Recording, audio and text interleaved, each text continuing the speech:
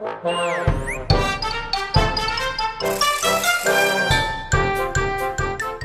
etik profesi hukum advokat merupakan seperangkat norma, prinsip, serta aturan yang mengatur suatu advokat dalam menjalankan tugasnya. Tujuannya adalah untuk menjaga martabat, kehormatan, dan integritas profesi advokat, serta memastikan bahwa advokat menjalankan tugasnya secara profesional, jujur, dan bertanggung jawab, baik kepada klien, pengadilan, rekan sejawat, maupun masyarakat luas.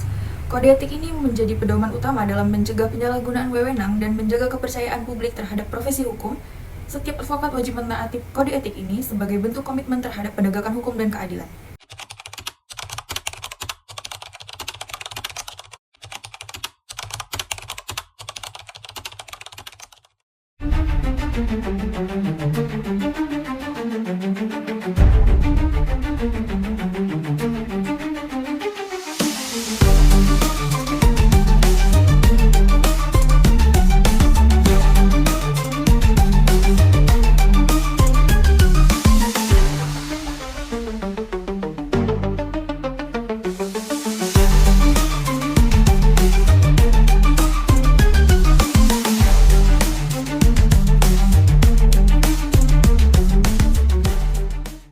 Assalamualaikum warahmatullahi wabarakatuh. Selamat siang. Baik, pada hari ini tanggal 8 April tahun 2024, sidang perkara pidana kasus pembulian secara fisik nomor 002-PDN-BTM-2024 tentang gugatan perbuatan secara fisik antara penggugat yaitu Aisyah Putri dan tergugat yaitu Siti Nabila dinyatakan dibuka dan terbuka untuk umum. Pada pihak penggugat, apakah saudara hadir atau diwakili? Hadir yang mulia. Anda berkedudukan sebagai apa dalam persidangan ini? Saya berkedudukan sebagai kuasa hukum dari penggugat yang bernama Aisyah Putri yang mulia. Baik, kepada pihak tergugat, apakah saudara hadir atau diwakili? Hadir yang mulia. Anda berkedudukan sebagai apa dalam persidangan ini? Saya bertindak sebagai kuasa hukum dari tergugat yang bernama Siti Nabila yang mulia. Baik, silakan kepada pihak penggugat memberikan pernyataan tentang gugatan.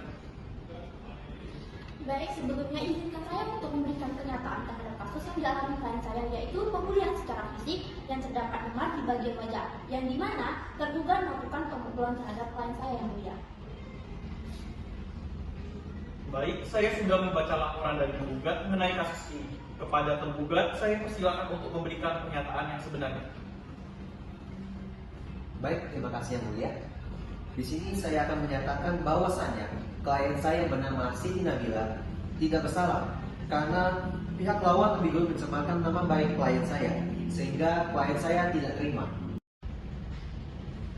Izin yang mulia, saya sebagai kuasa hukum dari Aisyah Putri tidak terima atas pernyataan dari pengacara Iqbal.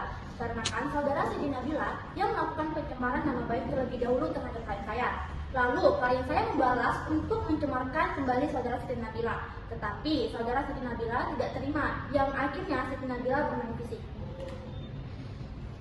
Baik, apakah pihak tergugat setuju dengan pernyataan penggugat? Baik, saya tidak setuju dengan pernyataan penggugat dikarenakan klien saya memang tidak bersalah. Baik, berdasarkan bukti-bukti yang telah terungkap dan sudah jelas bahwa pihak tergugat kami nyatakan tetap bersalah dan akan dikenakan sanksi pidana 2 tahun 8 bulan penjara. Dengan ini sidang resmi ditutup.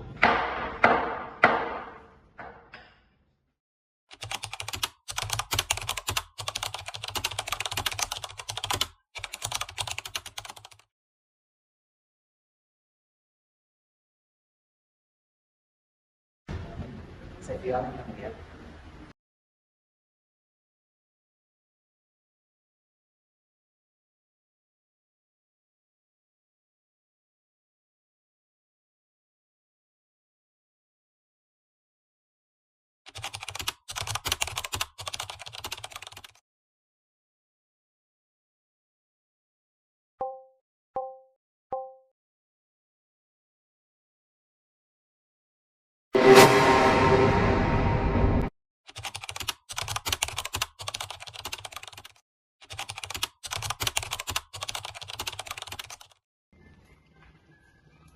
Aduh, di bawahnya. Selamat siang. Ya, silakan Ibu. Ada yang bisa saya bantu? Sebelumnya perkenalkan terlebih dahulu, nama saya Putri Humaira. Di sini sebelumnya saya sedang menangani kasus kekerasan fisik yang dialami rekan saya dan salah satu dari anggota Pradi Ibu yang menjadi viral saya. Sebelumnya, kedatangan saya di sini yaitu bertujuan untuk melaporkan pelanggaran kode etik yang dilakukan oleh salah satu anggota Pradi ini. Yang pertama, pengacara Iqbal. Pelanggaran yang dilakukan oleh pengacara Iqbal yaitu mencemarkan nama baik di sosial media dengan memfoto saya secara diam-diam ketika saya lagi tidur dan memposting ke dalam Instagram pengacara Iqbal sehingga memberikan dampak negatif terhadap saya dan membuat kesalahpahaman pada pengikut Instagram pengacara Iqbal. Baik Ibu, berikut saya tunjukkan hasil postingan dari akun pengacara Iqbal. Baik, untuk buktinya silakan kirimkan ke email yang sudah saya tulis ya. Baik, silakan kirimkan ke email ini untuk bukti-bukti. Baik, sebentar ya Ibu. Sudah ya Ibu, bisa terlebih dahulu. Dulu ya. Baik, sudah saya terima bukti-buktinya dan kami akan periksa terlebih dahulu dan fakta yang telah Anda lakukan. Terima kasih ya Ibu. Kalau itu saya mau mengucapkan Ibu. Terima kasih.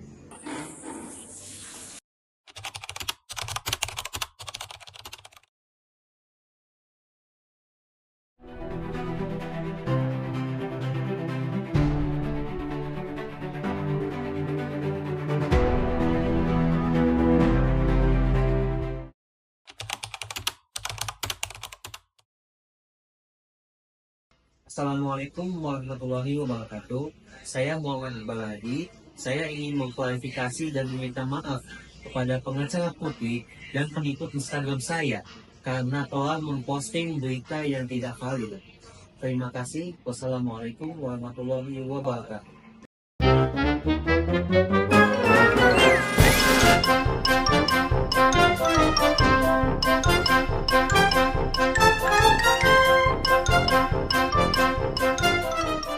Di sini saya akan menjelaskan relevansi menjaga etika profesi untuk kepercayaan publik terhadap lembaga hukum.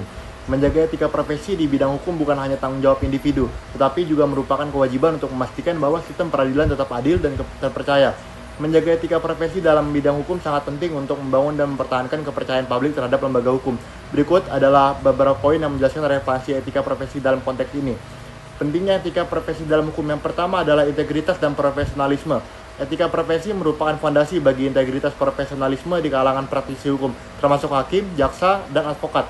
Integritas memastikan bahwa tindakan aparat hukum didasarkan pada prinsip moral yang benar, sedangkan profesionalisme menjamin kompetensi dan kinerja sesuai dengan standar hukum.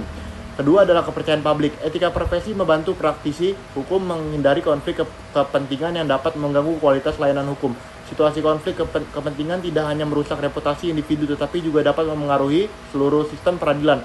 Yang ketiga adalah akuntabilitas. Praktisi hukum memiliki tanggung jawab moral untuk memastikan bahwa tindakan mereka sejalan dengan prinsip keadilan dan kebenaran.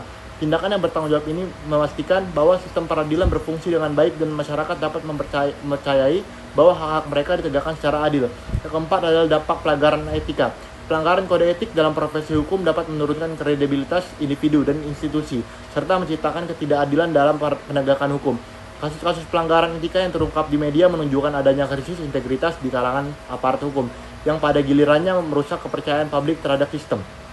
Terus saya akan menjelaskan apa yang dapat dipelajari proses ini dan dampaknya bagi profesi hukum secara keseluruhan. Dampak proses penegakan hukum, terdapat beberapa proses yang dapat dipelajari. Dampaknya bagi profesi hukum secara keseluruhan. Proses yang dapat dipelajari, 1. Pentingnya etika dan profesionalisme. Etika dan profesionalisme adalah fondasi penting dalam profesi hukum. Kode etik membantu menjaga integritas dan martabat profesi. Sementara profesionalisme memastikan bahwa proses hukum berjalan adil dan efisien. Yang kedua adalah tantangan. Dalam implementasi etika, pelanggaran etika sering terjadi karena lemahnya pengawasan dan tekanan eksternal. Yang ketiga adalah dampak teknologi. Era digitalisasi membawa tantangan dan peluang baru bagi profesi hukum. Profesional harus terus belajar dan beradaptasi dengan teknologi terbaru untuk meningkatkan efisiensi dan keamanan data. Dampak bagi profesi hukum yang pertama adalah kehilangan kepercayaan masyarakat. Pelanggaran etika dan rendahnya profesionalisme dapat mengurangi kepercayaan masyarakat terhadap profesi hukum dan sistem hukum secara keseluruhan. Yang kedua adalah ketidakadilan dalam sistem hukum. Ketika profesi hukum tidak konsisten dan dipengaruhi oleh faktor-faktor seperti kekayaan atau kekuasaan, hal ini dapat menciptakan ketidakadilan, merusak integritas sistem hukum. Yang ketiga adalah pengembangan profesi baru. Digitalisasi membuka peluang bagi profesi hukum baru seperti ahli teknologi hukum dan pengacara privasi data yang memerlukan penyesuaian dan pelatihan lanjutan bagi para profesional.